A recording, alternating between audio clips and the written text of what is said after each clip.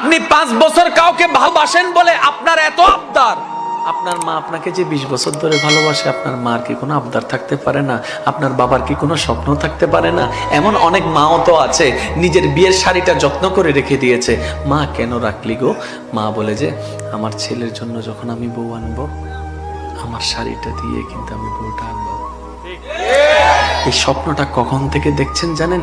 যখন আপনি কোলে ছিলেন, যখন আপনি কোলে ছিলেন। ও আমার যুবক ভাইয়েরা, হয়তো আপনার মা আপনাকে বলে নাই, আপনি যখন কোলে ছিলেন, কোলের মধ্যে দুলতো, মা স্বপ্ন দেখতো এই ছেলে বড় হবে, একটা ঘরে বউ আসবে, নাতি নাতনি হবে, আমি বুড়া হব, নাতি নিয়ে খেলবো, আমার বউটাকে আমি আমার শাড়িটা পরাই আনবো। 20 বছরের স্বপ্ন আপনি ভেঙে দিচ্ছেন মাত্র 5 বছরের কারণে।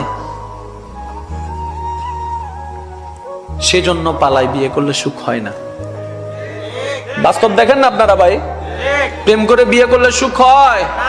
দাদা নানা 60 বছর সম্পর্ক, দাদাই দাদি সুন্দর করে সংসার করছে 60 বছর 50 বছর, নাতিরা 5 বছরও পারে। কারণ রহমতকে খুশি না করলে কখনো শান্তি আসবে না। ইমানদার ভাই, একটু গভীর মনোযোগ।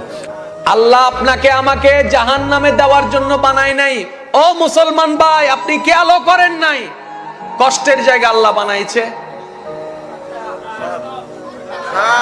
শান্তির জায়গা আল্লাহ বানিয়েছে।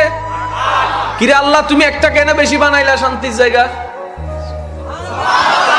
আল্লাহ বলে যে আমি তো ইঙ্গিত দিয়ে দিছি আমার বান্দাদেরকে, জান্নাত একটু পাবলিক বেশি হবে তো জায়গাটাও বেশি লাগবে, জায়গাটাও বেশি লাগবে, জায়গাটা। কেন আপনি ভয় পাচ্ছেন কবর নিয়ে? কেন আপনি ভাবছেন করছেন হাসর নিয়ে? করে যান না প্রেম নিয়ে, করে যান না আল্লাহর মহব্বত নিয়ে।